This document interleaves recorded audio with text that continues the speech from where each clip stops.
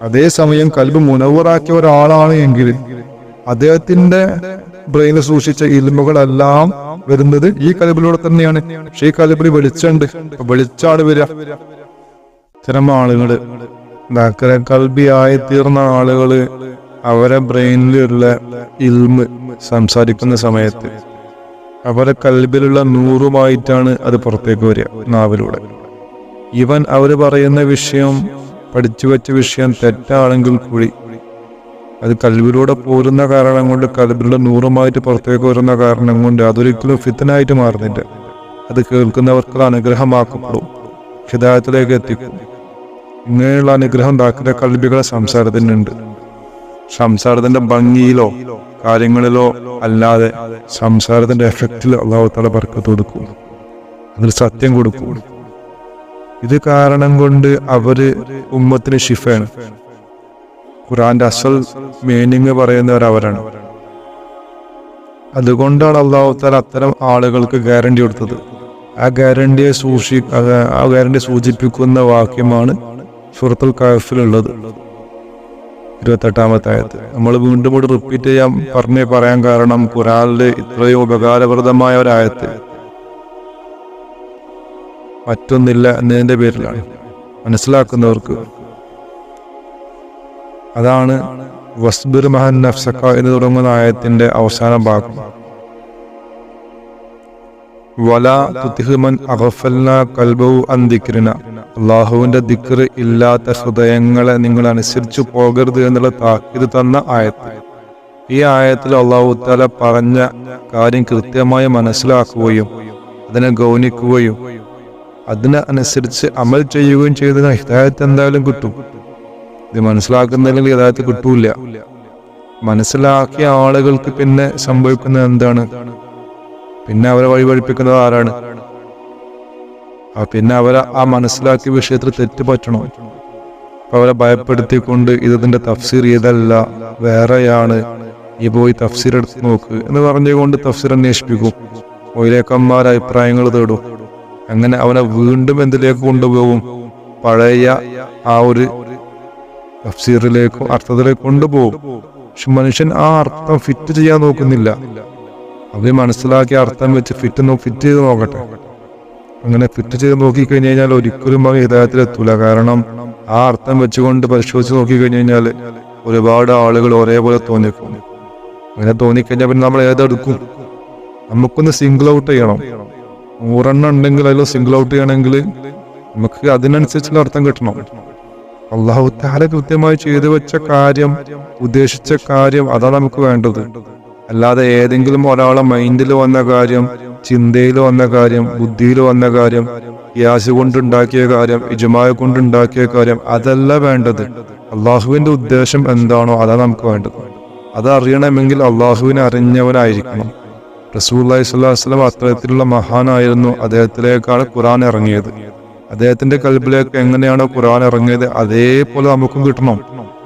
ആ കൽബിൽ നിന്നും ഏത് കൽബിലേക്കാണ് ട്രാൻസ്ഫർ ചെയ്യപ്പെട്ടത് അവിടെ നിന്നാണ് ഖുർആൻ പഠിക്കേണ്ടത്. ഖുർആന്റെ മുഫസ്സിരിങ്ങൾ അവരാണ്. അപ്പൊ ദാഖിലെ കൽബികളല്ലാത്ത ഒരു മുഫസ്സിരിങ്ങളും യഥാർത്ഥ മുഫസ്സിരിങ്ങളല്ല. എന്നാൽ ഈ വിഷയത്തെക്കുറിച്ച് അറിയാത്ത ആളുകൾ, ഈ ഇൽമില്ലാത്ത ആളുകൾ അവരെന്ത് ചെയ്യും? അവര് മനസ്സിലാക്കി വെച്ച ഒരുപാട് ഷർട്ടുകളും മാനദണ്ഡങ്ങളുണ്ട് ഖുർആൻ വ്യാഖ്യാതകൾക്ക് വേണ്ട വിഷയങ്ങൾ. 15ഓളം അത്തരത്തിലുള്ള മാനദണ്ഡങ്ങൾ ഒരുമിച്ച് കൂട്ടിക്കൊണ്ട് അവരെന്ത് പറഞ്ഞിട്ടുണ്ട്? ഇത്തരം 15 കാര്യങ്ങൾ ഒത്തൊരുമിച്ച് വന്നാൽ മാത്രമേ ഖുർആൻ വ്യാഖ്യാനിക്കാൻ പാടുള്ളൂ എന്ന് പറയുന്നുണ്ട്. എന്നാൽ അതിൽ ഈ വിഷയം വരുന്നില്ല, ദാഖിലെ ഖൽബിന്റെ വിഷയം വരുന്നില്ല. അപ്പൊ അവരെ ആ അഭിപ്രായത്തിനും എന്തിന്റെ താങ്ങുണ്ട്? ഇബ്ലീസിന്റെ താങ്ങുണ്ട്. ഇത് നിങ്ങൾ പരിശോധിച്ചാൽ മതി. ഖുർആൻ ഒരിക്കലും മണ്ടന്മാർക്ക് ഇറങ്ങിയതല്ല. ഏറ്റവും ബുദ്ധിമാന്മാർ എന്ന് അള്ളാഹു വിശേഷിപ്പിച്ച മനുഷ്യവർഗത്തിന് ഇറങ്ങിയതാണ്. മനുഷ്യൻ അവന്റെ ബുദ്ധി എടുത്തു വെച്ചുകൊണ്ട് മറ്റുള്ളവരുടെ ബുദ്ധിയെ ഡിപ്പെൻഡ് ചെയ്യേണ്ട ആവശ്യം ഇല്ല. അത് നമ്മൾ ഭയപ്പെടുത്തുന്നത് അവന്റെ അഹലുകാർ തന്നെയാണ്, ഇബ്ലീസിന്റെ അഹലുകാർ. പക്ഷെ ആരാണ് ഇബ്ലീസിന്റെ അഹലുകാർ, ആരാണ് അള്ളാഹുവിന്റെ അഹലുകാർ എന്ന് മനസ്സിലാക്കുന്നതിൽ പരാജയമാണ് വിഷയം. ഇപ്പൊ കൽബിന്റെ പല ഘട്ടങ്ങളുണ്ട്, കൽബിന്റെ പല അവസ്ഥകളുണ്ട്. അശ്രദ്ധയിലായിട്ടുള്ളൊരു ഘട്ടമുണ്ട്. സാധാരണക്കാരായ കൽബ് ആ അവസ്ഥയിലാണ്. അതിന് പറയുന്ന പേര് കൽബുൽ സനോബർ എന്നാണ്. ഇപ്പൊ കൽബുൽ സനോബർ ആയ കൽബിന്റെ ഉടമകൾ, അവർക്ക് സത്യവും അസത്യവും തിരിച്ചറിയാൻ കഴിയില്ല. അവർക്കെല്ലാം ഒരേപോലെയാണ്. അതുകൊണ്ട് തന്നെ അത്തരക്കാർ ഖുർആൻ ഓതാണെങ്കിലും ഹദീസ് വായിക്കുകയാണെങ്കിലും വേറെ എന്ത് വായിക്കുകയാണെങ്കിലും ഏത് തരം ഇൽമു കേൾക്കുകയാണെങ്കിലും അവർക്കിതിൽ ഹക്ക് ഏതാണ് ബാത്തിൽ ഏതാണ് എന്ന് തിരിച്ചറിയാൻ പറ്റൂല. അത്തരക്കാരാണ് ഖുർആന് അർത്ഥം വെക്കുന്നത് എങ്കിൽ അത് ഖുർആനാണെങ്കിലും അതിന്റെ അർത്ഥം മാറിപ്പോകും, തഫ്സീർ തെറ്റായി മാറും. ഹദീസാണെങ്കിലും അത് ഉദ്ദേശം വേറൊന്നിലേക്ക് മാറിപ്പോകും. അത്തരക്കാരെ ഈ ശൈത്താൻ അതിന് ഉപകാരപ്പെടുത്തും, അതിനുപയോഗിക്കും. ഏതെങ്കിലും ആളുകള് കൽബുൽ സനോബറുകാരാണെങ്കിൽ അവര് ഖുർആൻ അർത്ഥം വെക്കുന്നുണ്ടെങ്കിൽ അല്ലെങ്കിൽ മറ്റവരെ പഠിപ്പിക്കുന്നുണ്ടെങ്കിൽ ആ പഠനം അതിൽ ഫിത്ന കയറ്റാൻ ഇബ്ലീസ് അവർ ഉപയോഗിക്കും.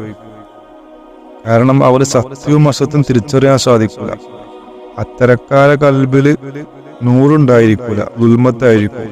അവന്റെ ബ്രെയിനിൽ നിന്നും വരുന്ന ഇൻഫർമേഷൻ കൽബിലൂടെ പാസ് ചെയ്ത് നാവിലെത്തുന്ന സമയത്ത് അതിൽ 100ന്റെ പകരം 100 ഉണ്ടാവുക. അത് കേൾക്കുന്നവരും അത് മനസ്സിലാക്കുന്നവരിലേക്കൊക്കെ ഈ 100 കയറിപ്പോവും. അതാണ് വലിയ ഫിത്ന. ഇനി ഈ കൽബുൽ സനോബറിന്റെ അവസ്ഥ വിട്ടുകൊണ്ട് അടുത്തൊരു സ്റ്റേജ് ആയിട്ടുള്ള കൽബുൽ സലീമിലേക്ക് പ്രവേശിക്കണം. അതിനെന്ത് ചെയ്യണം? നമ്മൾ അള്ളാഹുവിന്റെ മശായിക്കന്മാരെ തേടണം, കണ്ടുപിടിക്കണം. എന്നിട്ട് അവരിലും ദിക്ർ ഹാസിലാക്കണം. കൽബിന്റെ ദിക്ർ ഉണ്ടാവുന്നത് കാമിൽ തരീഖത്തിന്റെ കയ്യിലാണ്. കാമിൽ ശരീഅത്തായ മശായിക്കന്മാരെ കയ്യിൽ പോലും അത്തരം ദിക്ർ ഉണ്ടാവില്ല. ആ ദിക്ർ ഹാസിലാക്കിക്കൊണ്ട്, അള്ളാഹു എന്നുള്ള ദിക്റാണ്, ആ ദിക്ർ ഹാസിലാക്കിക്കൊണ്ട് അത് കൽബിന്റെ ബീറ്റ്സിന്റെ ഒപ്പം, കൽബിന്റെ മിടിപ്പിന്റെ ഒപ്പം ലയിപ്പിക്കുന്ന അവസ്ഥയിലേക്ക് എത്തുമ്പോഴാണ് ദാഖിലെ കൽബിയായി തീർന്നത്. ആ സമയത്ത് അദ്ദേഹത്തിന്റെ കൽബ് അള്ളാഹു അള്ളാഹു എന്ന് ഉച്ചരിച്ചുകൊണ്ടിരിക്കും. ബീറ്റ്സിന് പകരം ആ ഒരു മിടിപ്പ് അള്ളാഹു അള്ളാഹു എന്നായി തീരും.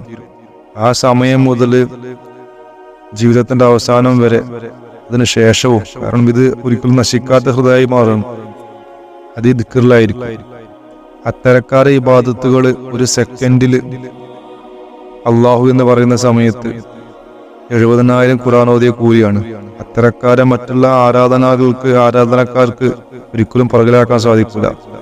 അത്തരക്കാർ ഉറങ്ങുകയാണെങ്കിലും അവർക്ക് ഇബാദത്തിന്റെ കൂലിയ. കാരണം ഈ ഒരു ആരാധന അവർക്ക് നിലക്കുന്നില്ല, എല്ലാ സമയത്തും നടന്നുകൊണ്ടിരിക്കുകയാണ്. കാരണം കൽബ് ഒരിക്കലും ഇടിപ്പ് നിർത്തുന്നില്ലല്ലോ.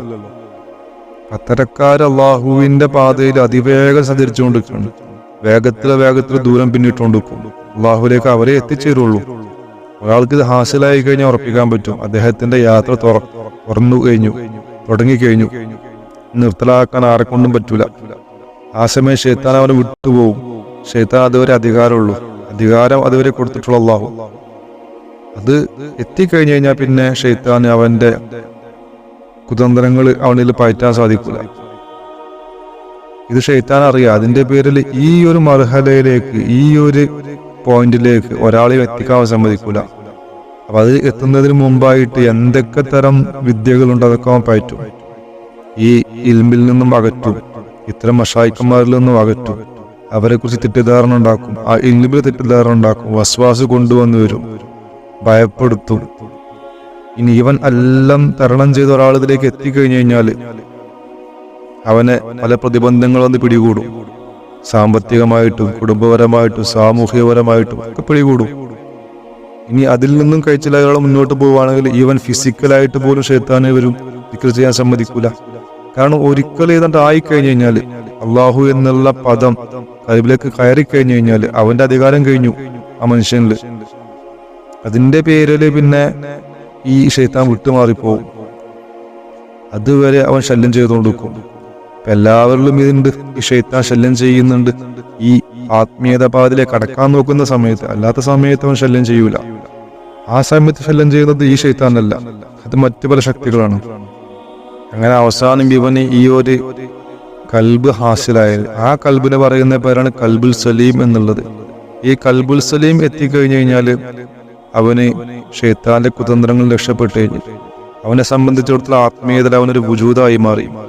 അതുവരെ അവന് വുജൂദില്ല, ലാഹിറായിട്ടുള്ള ഒരു ഇത് മാത്രമേ ഉള്ളൂ വുജൂദ്. ആത്മീയതയിൽ വുജൂദില്ല. ഈ സമയം ആത്മീയതയിൽ വുജൂദായി, ആത്മീയതയിൽ ജനിച്ചു കഴിഞ്ഞു. പക്ഷെ ആ ജനനം ഇതിന്റെ പൂർത്തീകരണം നടക്കുന്നത് 3 കൊല്ലം കൊണ്ടാണ്. ആ സമയത്താണ് സാധാരണ ഒരു കുട്ടി ജനിച്ച് നടക്കാൻ പ്രായമാവുന്ന പോലെ ഇതിൻ്റെതായ ശക്തി പ്രാപിക്കുന്നത് 3 വർഷം കൊണ്ടാണ്. ആ 3 വർഷം കഴിഞ്ഞു കഴിഞ്ഞാൽ ആത്മീയതയിൽ എല്ലാത്തരം ശക്തികളും അതിന് കൈവരും. അങ്ങനെ അത് മുന്നോട്ട് പോയിക്കൊണ്ടും ആത്മീയതയിൽ മുന്നോട്ട് പോയിക്കൊണ്ടിരിക്കും. അവസാനം ഇതിന്റെ അവസ്ഥകൾ മാറി വരും. പിന്നെ കൽബുൽ മുനീബ് എന്നുള്ള മറ്റൊരവസ്ഥയിലേക്ക് മാറ്റപ്പെടും. ഈ കൽബുൽ മുനീബ് എന്ന് പറഞ്ഞു കഴിഞ്ഞാൽ കൽബിന്റെ ശ്രദ്ധ അള്ളാഹുലേക്ക് തിരിയുന്ന അവസ്ഥയാണ്. കൽബിന്റെ ശ്രദ്ധ എന്നത് നമ്മൾ ശ്രദ്ധിക്കണം. കൽബിന്റെ ശ്രദ്ധ അള്ളാഹുലേക്ക് തിരിയും. അതിനാണ് കൽബുൽ മുനീബ് എന്ന് പറയപ്പെടുന്നത്. ആ സമയത്ത് അവന് ശരിക്കും തെറ്റും ശരിയും വേർതിരിച്ചറിയാൻ സാധിക്കും. ഏതൊരു കാര്യത്തിലും തെറ്റെന്താണ് ശരി എന്താണ് എന്ന് വേർതിരിച്ച് മനസ്സിലാക്കാൻ സാധിക്കും. ഖുർആൻ ഓതാണെങ്കിലും ഹദീസ് ഓതാണെങ്കിലും അതിന്റെ അസൽ മത്ലബ്, അസൽ മീനിങ് അവന് മനസ്സിലാക്കാൻ പറ്റും. ഏതൊരാൾ എന്ത് വ്യാജവാർത്ത കൊണ്ടുവന്നു കഴിഞ്ഞു കഴിഞ്ഞാലും അത് ശരിയാണോ തെറ്റാണോ എന്ന് അവനറിയാൻ സാധിക്കും. സാധാരണക്കാർക്ക് സാധിക്കൂല. അങ്ങനെയുള്ള അവസ്ഥയിൽ അവൻ എത്തിയാലും അവന് തീരുമാനം എടുക്കാൻ സാധിക്കൂല. ആ പക്വതയിലേക്ക് അവൻ എത്തിയിട്ടില്ല. പിന്നീട് അതിൽ നിന്നും മുന്നോട്ട് പോയിക്കൊണ്ടിരിക്കും. അങ്ങനെ പോയി അവസാനം അവനിലേക്ക് അള്ളാഹുവിന്റെ തജല്ലികൾ ഇറങ്ങാൻ തുടങ്ങും. അള്ളാഹുവിന്റെ തജല്ലി ഇറങ്ങുന്ന സമയത്ത് അവന്റെ കൽബ് അതിന് സാക്ഷ്യം വഹിക്കും. ആ അവസ്ഥക്ക് മറ്റൊരു പേരാണ് അതിനെ കൽബുൽ ഷഹീദ് എന്ന് പറയപ്പെടും. അപ്പൊ കൽബുൽ ഷഹീദിലെത്തിയ ആൾക്ക് എല്ലാം മനസ്സിലാവും, തെറ്റും ശരിയും മനസ്സിലാക്കാനുള്ള കഴിവും ഉണ്ടാവും. അതോടുകൂടി ഒരു തീരുമാനം എടുക്കാനും സാധിക്കും. ആ അവസ്ഥയിൽ അവന്റെ കൽബ് എന്താണോ അവനോട് കൽപ്പിക്കുന്നത് അത് 100% സത്യമായിരിക്കും. അത് തെറ്റുപറ്റൂല. അതിന്റെ മുമ്പിൽ നമ്മൾ എന്തെങ്കിലും തീരുമാനം എടുത്തു കഴിഞ്ഞാൽ തെറ്റുപറ്റാൻ സാധ്യത ഉണ്ട്. അതുകൊണ്ട് തന്നെ നമ്മൾ കൽബ് പറയുന്ന എല്ലാ കാര്യം അംഗീകരിച്ചൂടാ. പക്ഷെ ഈ സമയത്ത് അംഗീകരിക്കുക. കാരണം മുഴുവൻ പ്രൊട്ടക്ഷൻ ഉണ്ട്. അള്ളാഹുവിന്റെ തജല്ലി ഇറങ്ങുന്നുണ്ട്. അവന് തെറ്റ് പറ്റൂല. അള്ളാഹുവിന്റെ തജല്ലികള് നാനാഭാഗത്തു നിന്നും അവനെ ആവരണം ചെയ്യുന്നുണ്ട്. അള്ളാഹുവിന്റെ പ്രൊട്ടക്ഷൻ ഉണ്ട്. അതാണ് കൽബുൽ ഷഹീദ്. അപ്പൊ കൽബിന്റെ 3 മക്കാമുകൾ, കൽബുൽ സലീം, കൽബുൽ മുനീബ്, കൽബുൽ ഷഹീദ്, ഇത് 3 വുജൂദാണ്. ഒന്നിൽ നിന്നും മറ്റൊന്നിലേക്ക് മാറുന്ന സമയത്ത് പഴയതവിടെ ബാക്കിയിരിക്കുന്നുണ്ട്. അപ്പൊ ആത്മീയതയിൽ 3 രൂപങ്ങൾ അവനുണ്ടാവുകയാണ്. 3 ആത്മാക്കൾ ആത്മീയതയിലുള്ള പോലെയാണ്. അവൻ 3 മാറുകയാണ് ആത്മീയതയിൽ. അതേസമയം അവന്റെ നെഫ്സ് വേറെ ഉണ്ട്. കൽബുൽ ഷഹീദിൽ എത്തുന്ന ആളെ നെഫ്സ് എന്തായി തീരും? നെഫ്സിനും മാറ്റം സംഭവിച്ചിട്ടുണ്ടാവും. അമ്മാറത്തായ നെഫ്സിൽ നിന്നും മാറി അവസാനത്തെ സ്റ്റേജായ മുത്തുമൈനത്തെ എന്ന സ്റ്റേജിൽ എത്തിയിട്ടുണ്ടാവും അവന്. അപ്പൊ കൽബും പൂർണ്ണമായിട്ട് എന്തായിട്ടുണ്ടാവും? മാറ്റം വന്നിട്ടുണ്ടാവും. കാരണം കൽബുൽ സലീമിലെത്തുന്ന സമയത്ത് അവന്റെ കൽബില് 100 പ്രവേശിക്കാൻ തുടങ്ങും. അള്ളാഹു എന്നുള്ള നാമമാണല്ലോ കൽബിൽ മിടിക്കുന്നത്. അപ്പോൾ ഓരോ മിടിപ്പിലും 100 പ്രൊഡ്യൂസ് ചെയ്യാണ്. ഒരു മോട്ടോർ പമ്പിൽ നിന്നും 100 അടിക്കുന്ന പോലെ, വെള്ളം അടിക്കുന്ന പോലെ 100 അടിച്ചു കൊടുക്കുകയാണ്.